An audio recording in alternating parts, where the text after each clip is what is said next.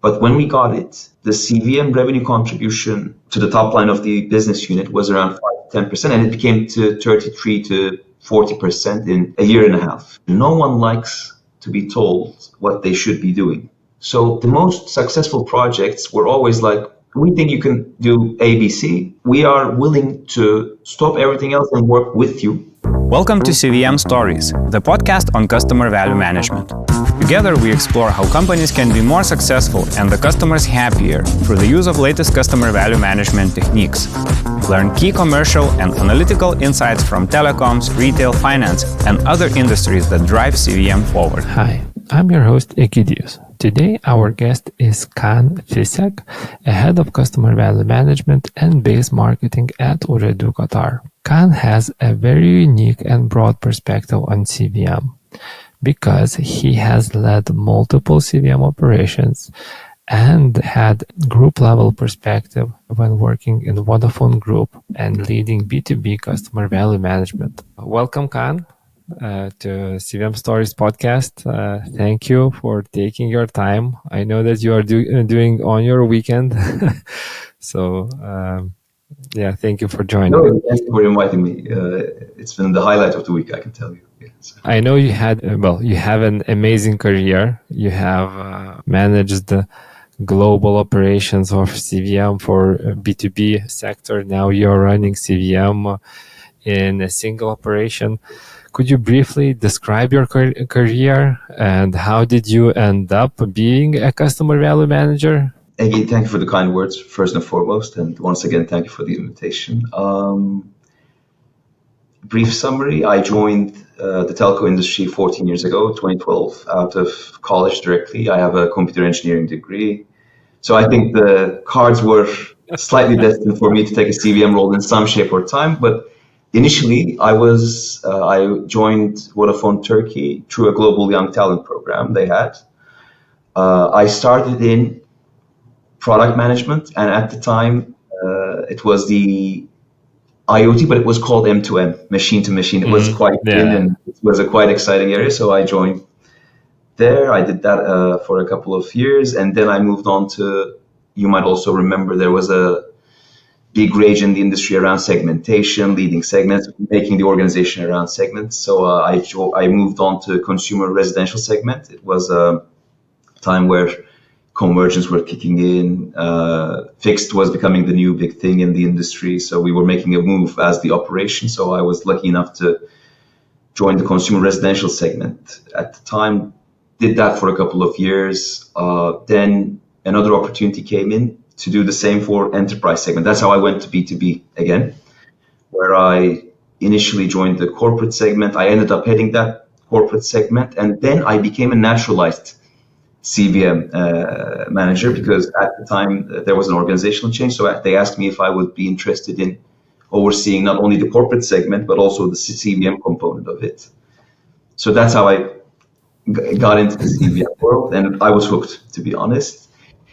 Out of that, I hope to tell a bit of the story there, what we achieved. Out of that achievement, I was then asked to join Vodafone Group, the central HQ operation, to lead the commercial CVM for all enterprise segments, SOHO, SME, and corporate segments. Then my business unit got merged into another business unit. In my final post in Vodafone Group, I was heading up the Center of Excellence for Marketing in CVM, overseeing both consumer and enterprise. Then in one fateful day in 2024 summer, I was asked if I'd be interested in joining Ooredoo Qatar, a different market, in a very essential role. And I said, yeah, why not? It was a very great opportunity. So I took the leap and came to the GCC. It's a really, you have a really interesting story. I was wondering, you basically studied technology and end up in marketing, what a twist. How do you feel like making such a huge twist, from tech part to super marketing part? Well, I mean, one good thing about the Turkish education system is you have to do internships or apprenticeships during your time of education. And it was one of the reason I chose computer engineering was it was quite exciting at the time. Like these Californian Fortune 500s of today, they were at the time, they were startups and they were like growing exponentially. And there was a lot of rage about building something on your own, being an entrepreneur and all that. So I was quite excited about the prospect of actually developing something and doing it myself. I wasn't going to go into corporate actually initially. But over the internships and over the work experience I had during college, it became quite apparent that I liked computer engineering or computer science, but I liked the technology more than actually doing the engineering itself. So that's when I tried to shift the direction into more of can I do something that incorporates both technology and social sciences? And marketing was a natural outcome of that pursuit, if you will. Yes, it's a really interesting twist. But I remember the times when we had those MTM type of products. Exciting times. But let's focus a little bit more about B2B customer value management. And here you had a super unique opportunity to touch a B2B CVM for multiple operations. Yep. And I would like to get a little bit of your perspective on this. So, for example, how do you start working in a B2B CVM? You know, what things do you check first when you say, okay, I need to oversee 10 operations, yeah? So what are the things that you are trying to grasp on so that you would understand, are we doing the good job and where should we improve? So I don't know if what I'm going to, I mean, obviously it is my personal journey and it is my personal point of view. And the company that I worked for was quite interesting in that regard. So to even lay the foundation of what B2B CVM is or what good looks like, you need to first understand that specific market's market position, whether or not they're the incumbent or the challenger, because across Vodafone, different markets have different positions in the market, and as a result, they would have different commercial strategies. That's the first thing. The second thing, I think, is what I like to call understanding the CVM factory. When I say CVM factory, I'm referring to data, I'm referring to channels, I'm referring to treats, offers, proposition, whatever. That landscape of the operation. And you identify what's good, what's missing, do a bit of a gap analysis. And finally, I think you essentially build a strategy that would position that relevant CVM team to success. When I say that, there was one final step that is understanding the market in terms of the composition of segments. Not all European countries or not all countries in general are composed of the same segments. Some countries are very corporate specific, corporate dominant, and as a result, the operation that you are engaging with is geared toward account managed segments, and some of the operations are more, or the countries are more heavy on SOHO or SME segments.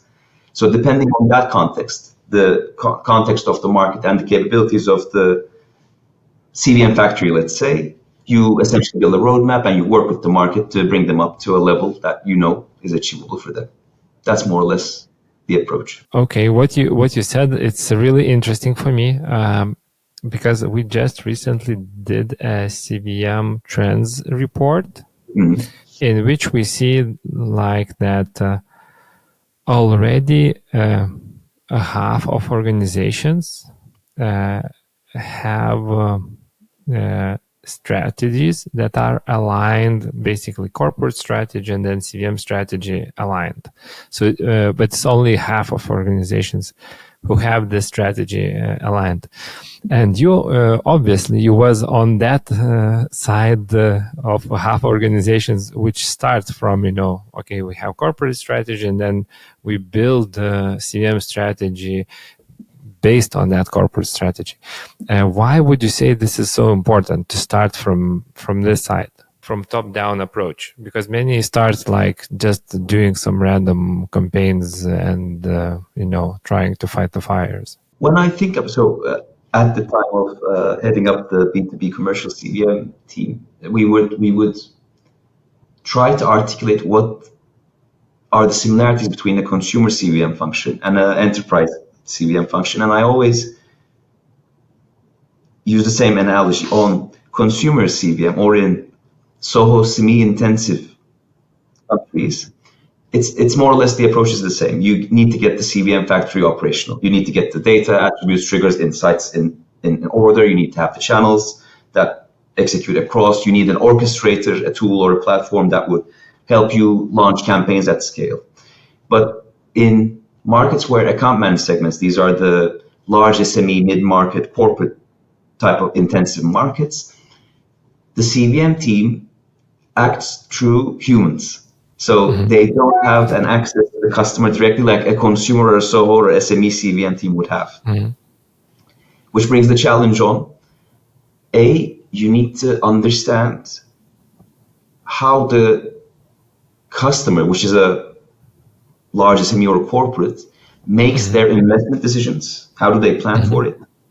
What is your channel, which is a human, needs to go through to drive the campaign that you want driven to that customer, and what are the pain points and how you can eliminate those or enable them in doing so. And as a result, what value can you bring to their day-to-day? Because you are, again, your channel is a human in this context. And what is the unique value that you can bring that they can't currently bring? And it ends up being more revenue for them, for their accounts, and in a more human element, it means more commission payouts as a result of the success that you drive together. So there's an element of getting the CVM factory right, yes. There's an element of understanding the customer in a different way, because this is a corporate, this is not a individual making a decision process. And also, finally, really cracking down the partnership element, because you only get to succeed in account managed segments when you bring people on your journey, essentially. So those are the key differences that I see across. In consumer or SOHO, you have some leeway to say, okay, I'll do it on my own because I have access to the customer directly. Yeah. In account managed segments, you only get to see with people together. So yeah. This is kind of it's when you work in the B2B segment, when you work with enterprise customers and this mid-size segment that has accounts, it's really great because you have a very personalized experience because the person actually works. But also there's it's quite interesting. The channel talks back to you, and they tell you what works and what doesn't work. Yeah. So my question for you is like, how do you bribe this channel to work with you really, really well? I know it's a tough question, but I mean, bribe is a strong word. I think how do you build a partnership? How do you build a partnership? I think we kind of touch base upon it. The essence is building trust in this case, and really understanding what they go through on a day-to-day helps.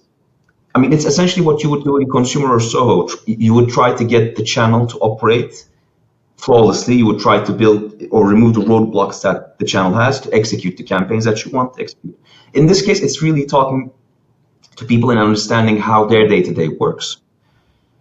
Identifying the small wins that would enable, and sometimes the small wins are stuff like having a pop-up notification in their Salesforce automation tool to say, go pitch this to your customer when you get to see that. But it's really small sometimes, but it really makes a difference. I think gearing the CVM factory to map the customer lifecycle of an account managed segment makes all the difference. By that I mean, again, small things, but like maybe building a data point around when they make this investment decision. When does their fiscal cycle start? If you can try to map their existing technology infrastructure, who are they getting their data center, which vendor do they use to get their connectivity, kind of mapping that, understanding if they're satisfied with it or not, essentially gearing the factory to work in such a way that is fit to that customer or how they make the investment decision. That's step one. I think building a regular governance and interlock always helps. So we would, in almost all of the markets, we would either encourage the CVM teams to go and participate in the sales weekly meetings, monthly, building that operational and strategic steerco environment. So you have a forum to discuss the day-to-day, and you also have a forum to discuss the bigger things with leadership, because leadership buy-in is also equally important. And finally, I think demonstrate the values. Essentially, in B2B, you always need to build case studies around what you do. So you can actually say, Kaan, that account manager, Egi, has delivered, I don't know, 10 million euro revenue in 6 months because he did the first upgrade campaign that we asked him to do. Then he did a cross-sell campaign that he asked him to do. Then he was able to make a huge retention, and that added up to X million euro, and constantly building that case studies to communicate that scale approach across the channel, I think. Okay. So I think when they see they can get the revenue growth or the commission payouts, then they start experimenting with you. Mm-hmm. I think this is a kind of I heard quite a few really good learnings, how you basically balance the strategic part and the tactical part. How do you make them look good through goals achievement and basically good use cases, and this is kind of sounds really, really well. Now we talked a little bit about, how do you build this CVM strategy, and when we move down to execution, like what are the I would say, what do you see more important? It's like building a good strategy or doing, a lot of small things right. How do you see this function? In operations where SOHO or SME dominant, it's about getting the engine and factory working right. Mm-hmm. It's the same as consumer. You try to build the marketing automation capability. You try to incorporate all the channels that operates, and you try to execute the campaigns at scale. And you try to make it smarter and smarter. You incorporate models, you incorporate more automation, you incorporate new capability in the channel, that type of thing. In account managed segments, again, large SME and upwards, I think the small things make much bigger differences, and you always scale up. So you build one small proof of concept, let's say, and you scale up to a team. So you may make success with one account manager, maybe, then you scale up to a team, then you scale up to multiple teams, then you scale up to the entire organization. And for those, getting the teeny tiny things right has always been more impactful than, because you can put anything on a slide. You can say, I'm going to grow with CVM 40% annually. It looks cool, it looks like a promise, but you can't really prove your worth with something, with failing something, putting in something ambitious and failing on it. So one really small example that I remember in one of the European markets, the challenge was not knowing who the decision maker was, because in B2B, one of the biggest things is the decision maker of your products and the users of the products differ. And if you don't know who's who, you don't know who you're marketing to. So for instance, we did an opt-in campaign, and in 3 or 6 months, we got to first 40%, then in 6 months, it became 65%. So we mapped the decision makers, and that has changed everything, basically, because we know who to pitch to. That data center cross-sell initiative that we wanted to do, that hosting space that we want to sell. We knew who to send mail to. We knew where to pinpoint the account manager to go to have a conversation to. And that kind of changed the entire thing, I would say. Okay, this is actually so interesting that the approach differs so much in these two kind of in Soho and then in the account, because it's also almost like you need to figure out some ways of working with every important account manager, basically. Sort of, yeah. Yeah. Obviously, you have a finite amount of time and space, so you prioritize. But the goal is always to build something, scale up. Build something, scale up. Yeah. One interesting aspect, which you have a super unique opportunity, is when working with different operations, there is obviously large differences between operations, but there are also similarities. And for similarities, you probably want to kind of transfer the know-how from one operation to another. How would you approach this part? So you do the traditional stuff, like you do a monthly forum, a quarterly forum, where you bring all of the operations together. You ask them to present case studies. There's a lot of reluctance, so you end up trying to consolidate, do the case studies with your team on your own to convey the message. I think again, in the global role, what really worked well was identifying pots of opportunity and building projects or working on projects together. Instead of, it's human nature. No one likes to be told what they should be doing. No one. So I think the most successful projects were always like, we think you can do ABC. We are willing to stop everything else and work with you for 3 or 6 months. And if we do something together, it would be an amazing thing to do. And that always worked better because you can also do, this is what's happening with the B2B CVM landscape. This is what you need to do. You need to do it. And in the end, it doesn't really, again, it's like, in a European market, you have an opportunity for Soho. You assign one person from the team to do that project. In another bigger market, let's say, you have an opportunity to do some corporate cross-sell initiative launch, or an approach, or a whatever project, or a price up project. How do you do a price up in a you identify those pots of opportunity and you work with them instead of doing the traditional stuff of, you need to do this, and if you don't do this, then I'll tell your boss's boss. And and at the end of the day, everybody are working very hard, but there's no result. Yeah. And you create friction. If you are interested in customer value management, check out our customer value management body of knowledge. CVM Block is a comprehensive guide for CVM professionals, offering tips, tools, and best practices to help you in your job. Visit cvmblock.com for more.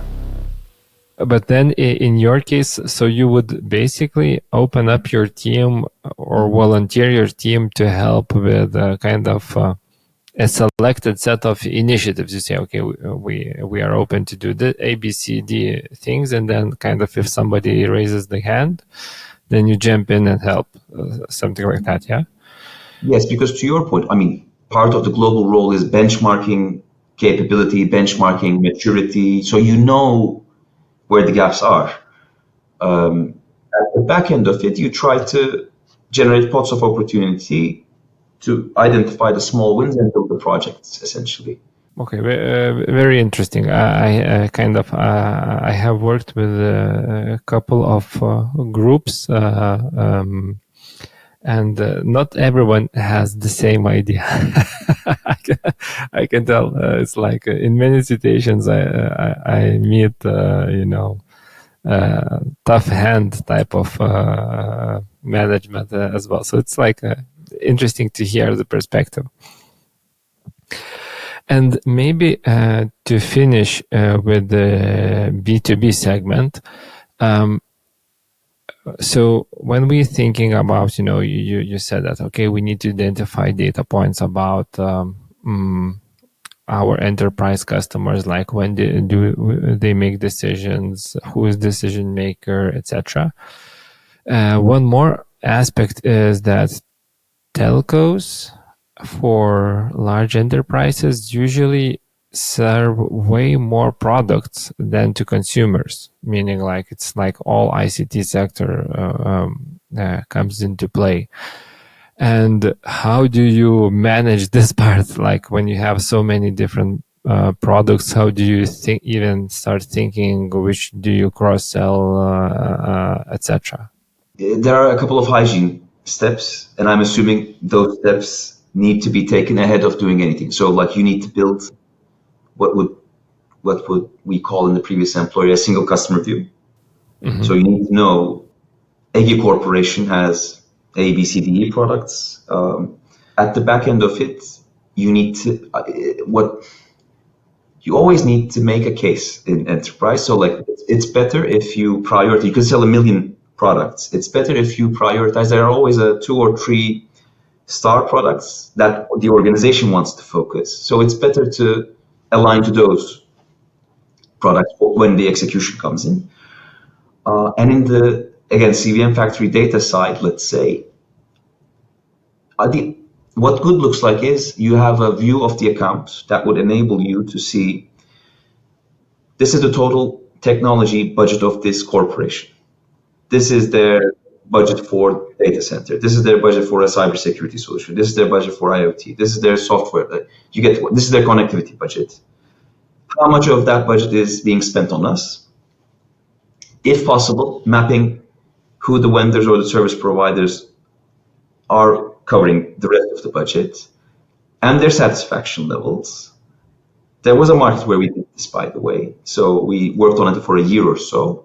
But when we got it, the CVM revenue contribution to the top line of the business unit was around 5 to 10%, and it became to 33 to 40% in a year and a half. Because you can essentially start pinpointing, EGI Corporation has an upcoming data center tender. Why don't you go and talk to EGI Corporation? Because they will be actually making a purchase in 6 months. So that is much more intelligent. That's like go and win the tender instead of let's try to sell data centers to everyone we know. It's much this way. So this is what good looks like. Not all of the opcos or operations are in a position to go and do that in a fast pace.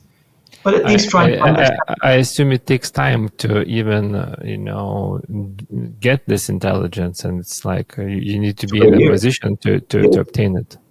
In the market that we did, it took a year. Yeah. I mean, just the data collection element, because you mobilize your customer service agents, you mobilize your account managers, you need to put some KPIs, targets around actually putting that data in. Sometimes through nice to have KPIs, sometimes through mandatory KPIs. So it took a year to build a foundation around this, and then it took another year and a half to deliver numbers on it. So like it's a journey. Yeah, but then when you are on the other end, you become unstoppable. Yeah. It becomes really intelligent, and it becomes almost self-fulfilling, because your channels are now understanding the value it brings, and the data sanity or the data hygiene that they start to bring in improves over time. So your hit rate improves as a result. Yeah. And when you present such a case, let's say from one operation to another, how does the adoption of these sorts of things follow? Is it like kind of, okay, you did a slam dunk in one operation, did everybody said, oh my God, I want to repeat it? Or it's like, they could do this. It's like, it's their world. It's more or less, this would never work in this operation when you, or we can't do this because of A, B, C, D, E, because we have those type of prioritizations. And no, I mean, I think global roles, group roles also involve a bit of a lobbying and politics. It's part of the job. So, okay, you don't want to do it this year. I try to find someone else who would be interested in doing it this year. I start working with them. Or if I can't, it's exactly like a B2B sales pitch. Like, okay, you don't want to give me your, I don't know, huge data center project. How about I sell you a mobile line and we start a relationship? So you do something small, you demonstrate your worth, then you try to move on to bigger projects. So it's like your CVM, like your global CVM role was very similar to enterprise sales. Yeah. So now let's move a little bit from the B2B CVM part to your existing role, and where you moved to B2C world, yes? Yeah. So how is the B2C world different? It's refreshingly dynamic, and I did B2C in the initial years, so I realized I missed it a bit as well. Because I think one of the main differences on B2B, you need to get the small things right, you roll it over, and you slowly scale, whereas in B2C, this scale of the customer is much more bigger. While the wallet share is much more small, the scale is also like you do something, and if you get something right, like it's easy to go and scale up. That's quite nice. I think one thing I haven't been to all GCC countries yet, but I think one parallel that I see in this region is family is a quite important thing culturally. So Okay. being in a family, the decision making of a customer or the thinking in the region is much more almost like having an account for a customer type of thinking. So every business, not only telco, banks, government agencies, you always have a household decision maker and the remainder of the household who would be part of the services or the products that you are trying to sell. So all of the businesses are set up in such a way that it's consumer, but there is a decision maker and there are a set of users of the services that you provide. So I even think, I mean, my boss would keep me straight on this. I even think this dynamic is partly why I got the role. Because you operate a matrix similar to B2B in a sense. Yeah. That sounds so interesting and so fun, because a lot of telecoms are moving away from the serving a single line to serving an account or a household ideally, but they have a lot of challenges to go from theory to practice, because everything is set up under MSISDN or under the subscription, no household identification, the same family gets bombarded with the same offers, etc. So could you tell us what is the journey to go from thinking about a single line to thinking about the household, and what are the basically key aspects of this thinking? Very similar to what we discussed in the B2B section, building a view. That's the starting point. You need to know what you're operating with.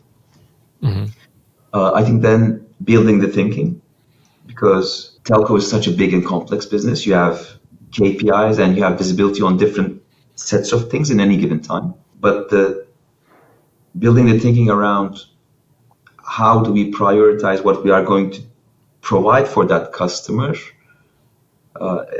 is a bit of a journey. So like, let's think about the customer instead of let's thinking about, I don't know, a prepaid line or a postpaid line or a mobile Wi-Fi device. Like, let's think about Eggy. Eggy is a household of 6 people. I'm making it up. Yeah. They have needs for A, B, C, D, E. They are currently in this stage of their life cycle with us. So logically, Eggy needs this. So that thinking, both internally for the team and also with your cross-functional stakeholders, takes a bit of time. Okay, Kaan, I think we are moving to the part of the podcast where we ask all our guests 4 critical questions about their career.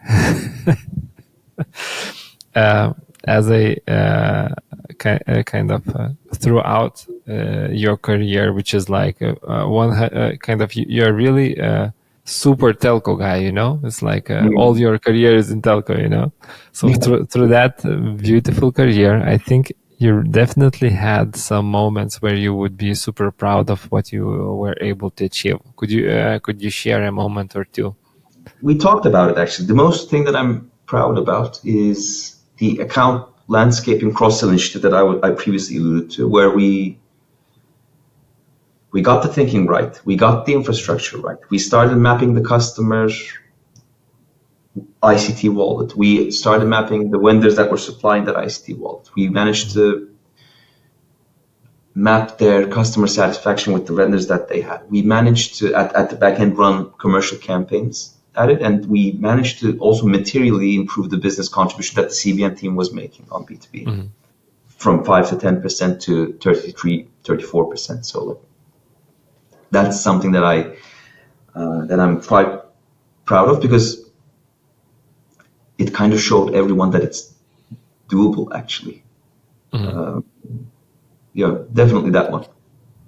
And this is like this sounds like a huge deal, you know, from 5% to 20 to 30 something. Yeah, it's a lot. It took, like I said, it took 3 years to get there, but yeah, there was no question around CVM bringing value to the organization at the time. You closed this topic. It's like sounds really good. During the same years, I bet that you had some projects that you could learn from. Yeah, and not everything goes right. Could you share your horror story with us?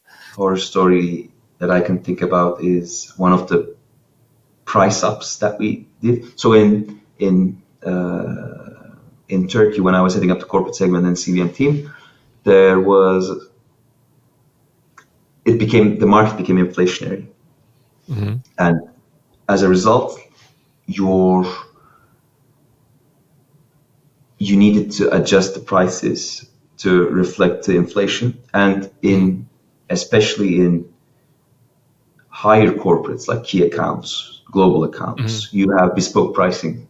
So, and in some cases, that bespoke pricing detail is lying around somewhere in a spreadsheet. It's not recorded in the system. So we got a couple of price ups wrong, and then we had to say we're sorry. We had to do some manual bill adjustments, reconciliations. But as you might imagine, like when you get tangled in and when you get it wrong with a big account, then you're tangled in and solving that problem. The escalations that you get, the heat that you feel is quite intense. So I think those price ups would be one of the horror stories. Like, you know, like it was tough to get. We got 95% right, but the 5% we got wrong, I mean, we felt a lot of heat at the bank. Yeah, I can imagine. It's like even one bad invoice can cause a lot of trouble. But yeah, and we upset some serious customers at the time. So you might imagine. Yeah, there were some fiery discussions. We talked in the beginning that your studies were more technical, and now you moved to marketing. And I don't know a lot of studies in the world that would teach customer value management. But there are people in the world who would like to become customer value managers. How would you recommend to learn for them?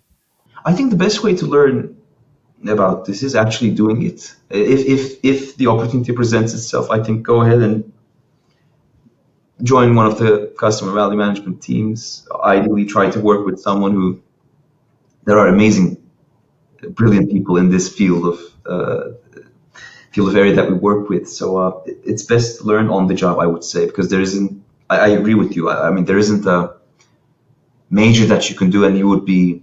It's more of an on the job thing. But if you want to, I think, read about it, learn about it. I think.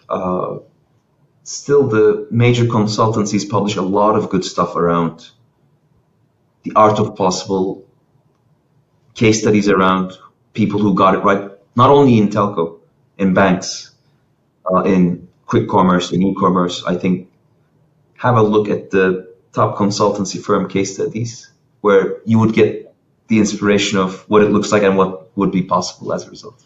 Yeah, it's it's tough. You need to cherry pick your sources, actually. Yeah. And the last and the most difficult question, we are on a mission to make customer value managers famous. And the question is how to make those customer value managers famous. Well, I think forums and podcasts like this, I think that's a huge step up on its own. But I don't know if you would agree, one barrier that I find myself having difficulty in explaining what I do to people who have no clue about what customer value management is, including my parents. I think the naming convention is very ambiguous. And our cousins in quick commerce or e-commerce are calling this growth marketing, which is slightly more easy to comprehend. So apart from the wonderful work that you're doing, I mean, we need to build forums, we need to spread the word out, yes, but I sometimes think it would help all of us if we would agree on a new naming convention that is much more understandable to outsiders. Okay. That's my 2 cents on it. I don't know if it makes sense. Yeah, I think it makes sense because the challenging part is that the current convention is ambiguous, and the other part is that there is no single convention. It's like sometimes you are called segment manager, sometimes you are called retention manager, sometimes you are called customer relationship manager. And it's like the naming is all over the place, actually. Okay, thank you, Kaan.